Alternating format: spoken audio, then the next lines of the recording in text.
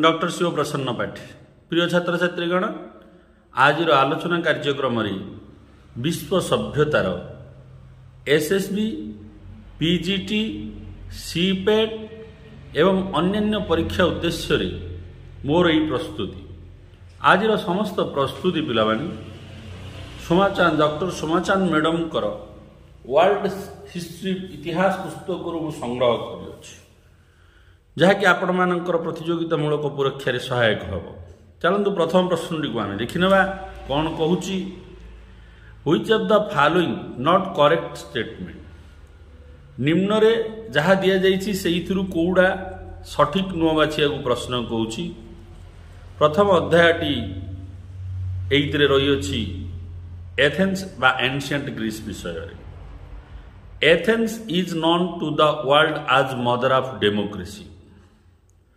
Athens को विश्वर गणतंत्र जननी बोली कह जाउछि पिला माने यह भी ठीक पिला माने कहीं एथेन्स रे ही प्रथम ही गणतंत्र शासन व्यवस्था जन्म नहीं थिला। बीटा देखिया पिला माने Draco wrote law in ancient Greece for first time प्राचीन ग्रीस रे ड्राको प्रथमे लिखित आकार रे आईन ग्रीस अधिवासी को अवदान देले यह भी ठीक पिला माने ड्राको होचंती जड़े निष्ठुर शासक जे कि निज ब्लड रे से प्रथम थर कहीं प्राचीन ग्रीस रो आईन को लिखिथिले एवं ग्रीसवासी को उद्देश्य रे ताकु समर्पण करथिले।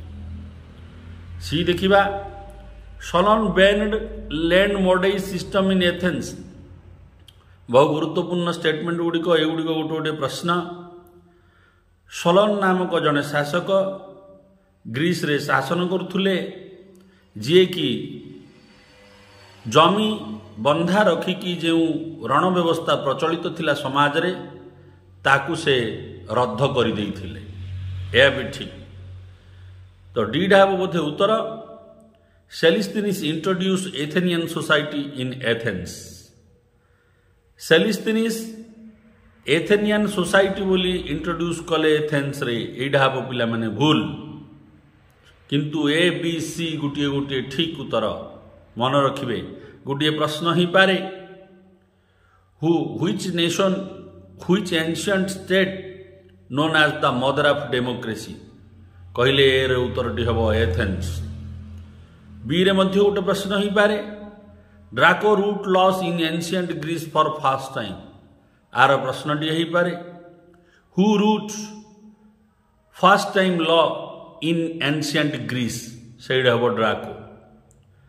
सी रो प्रश्न हम कौन who banned land mortgage system in Athens किए एथेन्स रे लैंड मोर्टगेज सिस्टम बा जमी बंधा रखी ऋण आनिबा सिस्टम को बंद करथिले ए सबु जाक गोटे प्रश्न से उत्तरटी हम sullen.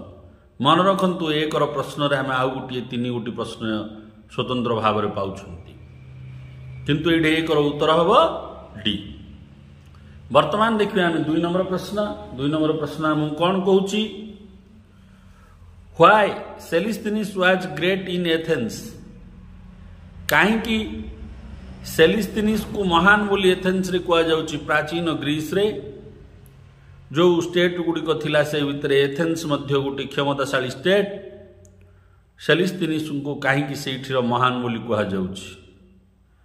He abolished 4 division of Athenian society से एथेन्स समाज को 4 गोटी डिवीजन रे विभक्त करथिले कि विभाग रे विभक्त करथिले कि he introduced 10 tribe system in Athenian society Athens समाज रे से 10 जनजाति व्यवस्था प्रचलित करथिले कि he made eligible slave for voting Athens रे जो स्लेव माने रहिथिले कृतदास माने रहिथिले सेही माननकु भोट देवार अधिकार प्रदान करथिले कि दुई रहउची ऑल ऑफ द एबव। तो पिला माने 2 नंबर रो प्रश्न रो उत्तरटी हबो D all of the above. Cleisthenes जड़े प्रसिद्ध शासक पिला माने जी कि एंशिएंट ग्रीस रे शासन करथिले तांकर शासनटी बहु गुरुत्वपूर्ण तांकरी शासन समय एथेनियन सोसाइटी को 4 डिविजन रे विभक्त करा जाइथिला। तो मन रखिथंतु during the which ruler ruling period in ancient Athens abolished division 4 division Athenian society. को प्राचीन एथेंस शासकों शासन समय एथेंस रे प्रचलित थिबा 4 गोटी डिविजन को समाजर उच्छेद कर दिया जाइथिला। सेइडे उत्तरटी हबो पिला माने सेलिस्थेनिस। बी रे कोन प्रश्न हो देखिबा who introduced 10 tribe system in Athenian society. किए एथेंस सोसाइटी रे 10 ट्राइब 10 जनजाति व्यवस्था प्रचलित करथिले। एइडे भी उत्तरटी हबो सेलिस्थेनिस। सी रे कोन प्रश्न हबो who made eligible slave for voting in ancient Athens. प्राचीन एथेंस रे किए कृतदास माननकु भोट देवार अधिकार देइथिले। सेइडे मध्य हबो सेलिस्थेनिस। तो पिला माने एटी 2 नंबर उत्तरटी हेले मध्य आमे एबीसी को आलोचना कले अत्यंत गुरुत्वपूर्ण ताको मन रखिथिबे परीक्षा पे अत्यंत गुरुत्वपूर्ण। तापर देखिबा नेक्स्ट प्रश्न नंबर 3 हम कोन कहूछ हम देखिबा which are the following not a correct statement about ancient Greece. निम्न रे देथिबा केउ उक्तिटी प्राचीन ग्रीस पई सठिक नुहे। First law given to the world civilisation. पिला माने एटा ही प्रथम ठीक नहीं 3 रो उत्तरटी हबो ए। फास्ट लॉ गिवर होचंदी बाबिलोन सिविलाइजेशन रो हामुराबी से होचंदी फास्ट लॉ गिवर किंतु एटा हबो जोडा कि नॉट करेक्ट स्टेटमेंट। किंतु देखिबा बी रे कोन देछि Cleisthenes is rightly called the father of Greek. पिला माने एटा सत। सेलिस्थेनिस को फादर ऑफ ग्रीक बोली कुआ जाउछि। प्रश्न ही पारे who known as the father of Greek. किए ग्रीक रो जनक हिसाब रे जणा सुना। तो एटे उत्तरटी हबो पिला माने सेलिस्थेनिस। सी रे कोन देछि Solon introduced compulsory vocational training for Athenian youth. Athens रे सोलन जतेबेले शासन करथुले से बाध्यतामूलक वैषयिक शिक्षा व्यवस्था एथेंस रो युव समाज पे प्रचलित करथिले। एटा भी ठीक पिला माने। प्रश्न ही पारे who introduced vocational training in Athens for youth. तो सेइडे उत्तरटी हबो पिला माने सोलन। तापर देखियो आमे पिला माने D Draco wrote law in blood. एटा भी सत। Who wrote law in blood बा बाय ब्लड जदि प्रश्नटी हबो ताले उत्तरटी हबो ड्राको। 3 रे भी आमे प्रश्न रो उत्तरटी 3 रो ए पाइले मध्य बी सी डी को पुणी 3 गोटी प्रश्न आमे पाई गले। तापर देखिया पिला माने 4 नंबर प्रश्न who distribution of land among the landless peasant in Athens. Athens रे जो एंशिएंट एथेंस रे जो कृषक माने रहिथिले जार जमी जमा किछि नथिला सेही माननकु किए जमी देइथिले। सेही माननक भितरे जमी गुडी को किए बांटी देइथिले।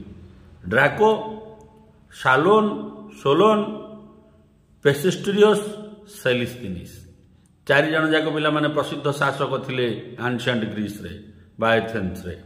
तापर हम देखिबा 5 नंबर प्रश्नटी हम कोन कहूछ हम देखिबा in Athens who used ostracism. Athens रे किए ओस्ट्रासिज्म को व्यवहार करथिले। ड्राको सोलन पेसिस्टोरियस सेलिस्थेनिस। तो पिला माने इडे 5 रो उत्तरटी हबो डी सेलिस्थेनिस। सेलिस्थेनिस तांको शासन समय रे ओस्ट्रासिज्म को व्यवहार करथिले।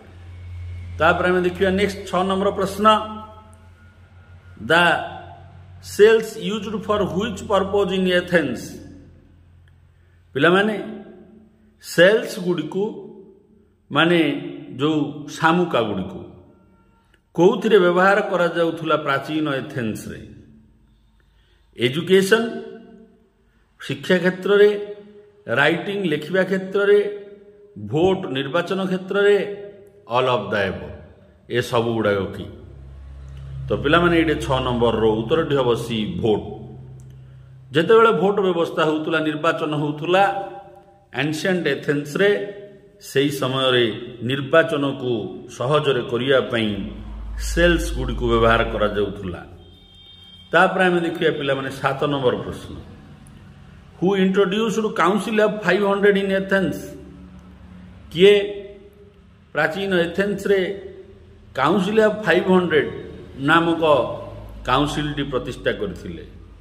Draco, Solon, Pisistratus, Cleisthenes. ତ ପିଲାମାନେ ସେଲିସ୍ତିନିସ୍ଙ୍କର ଶାସନ ସମୟରେ କାଉନସିଲ୍ ଅଫ୍ 500 ଏଥେନ୍ସରେ ପ୍ରତିଷ୍ଠା ହୋଇଥିଲା। ତାପରେ ଦେଖିବା ନେକ୍ସଟ ପ୍ରଶ୍ନ। ତାପରେ ଦେଖିବା ଆମେ 8 ନମ୍ବର ପ୍ରଶ୍ନ। Who created council of 400 in Athens? 500 ତ ଆମେ ଜାଣିଲେ ସେଲିସ୍ତିନିସ୍ କରିଥିଲେ, ପୁଣି ସେହି ପ୍ରାଚୀନ ଏଥେନ୍ସରେ କାଉନସିଲ୍ ଅଫ୍ 400 ହେଇଥିଲା କିଏ କରିଥିଲେ? Draco, Solon, Pisistratus, Cleisthenes. ତ ପିଲାମାନେ ଏଇଟା 8ର ଉତ୍ତରଟି ହେବ ଆଠର ଉତ୍ତରଟି ହେବ ବି ସଲନ।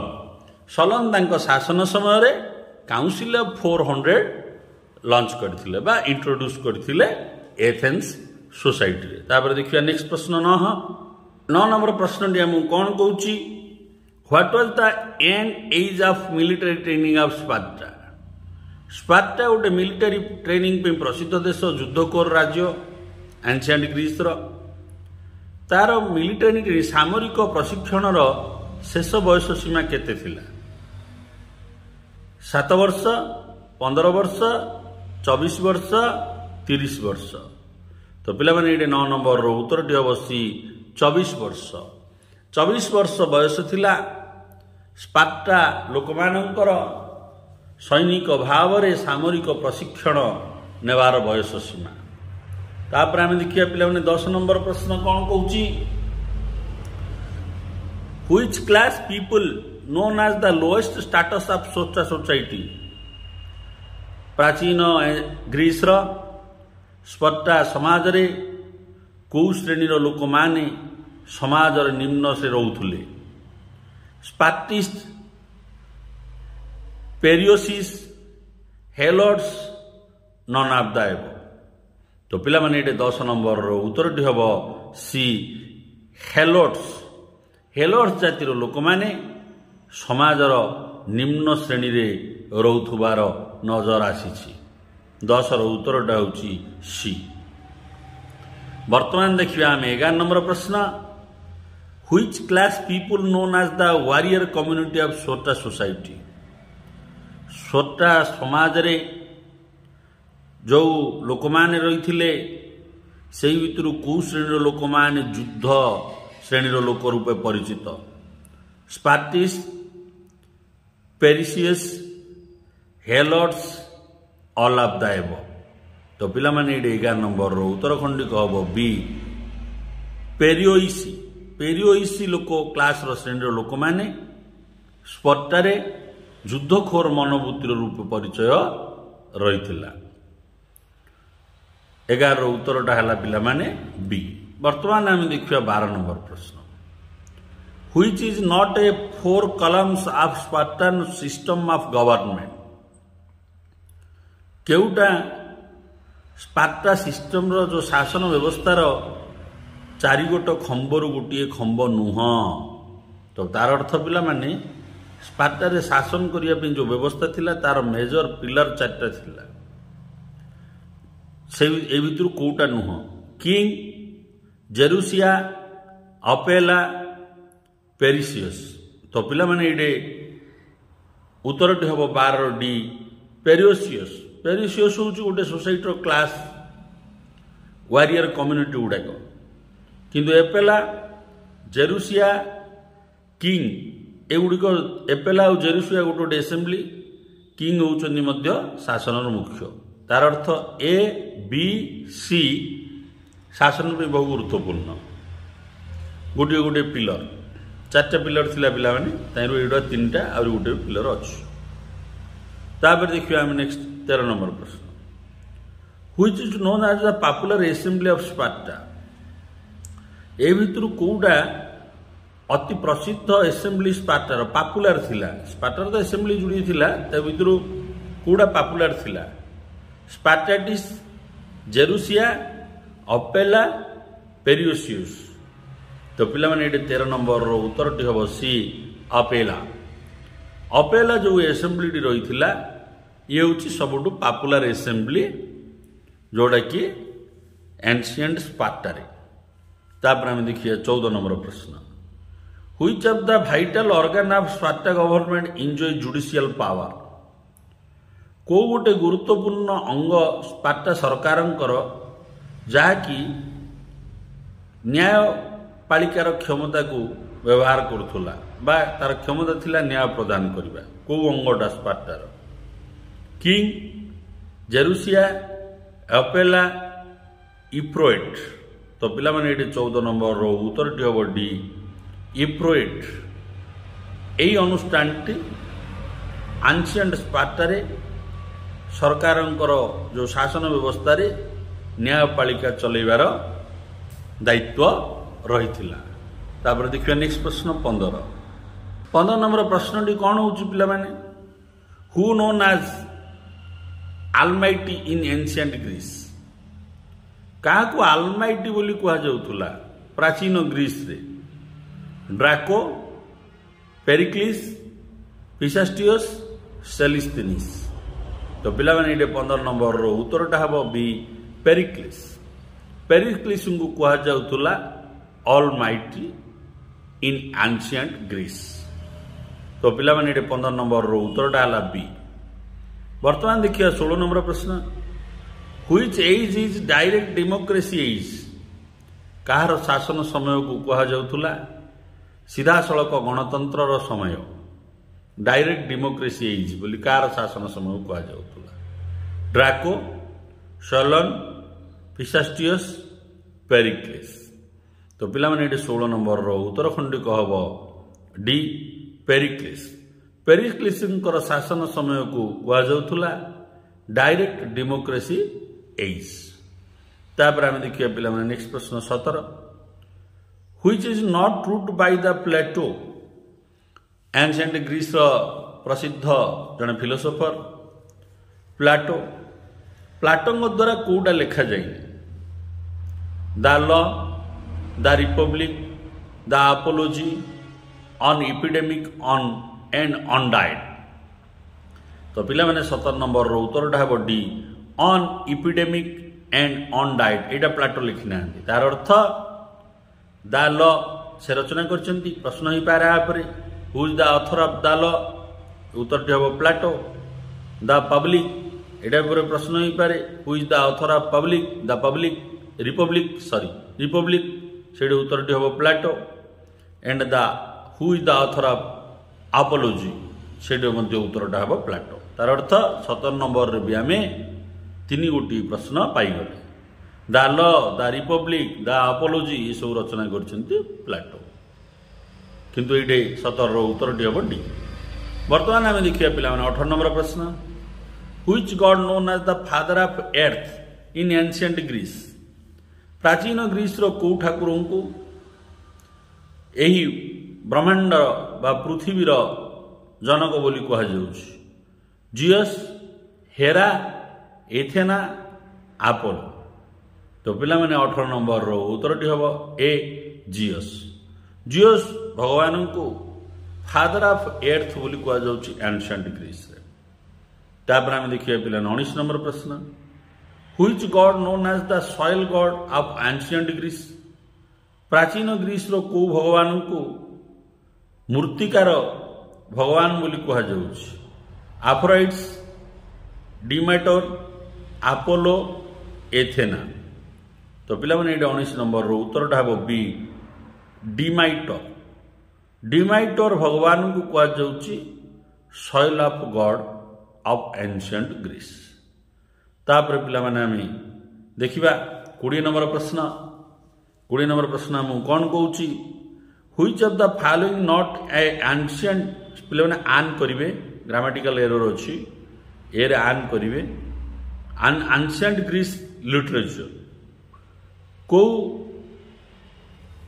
जोड़ा कि एंशिएंट ग्रीक लिटरेचर नुह बाछिया पड़ो तार अर्थ 3टा एंशिएंट ग्रीक लिटरेचर रही the Persian the marathon Electra poem of creation.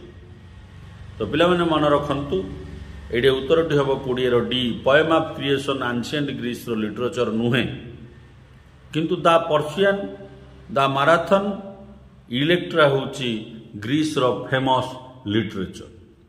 मु आशा करछु मोर आलोचना आपण मानक आगामी प्रतियोगितामूलक परीक्षा सहायक हम।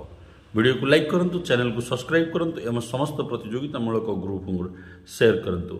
वंदे मातरम।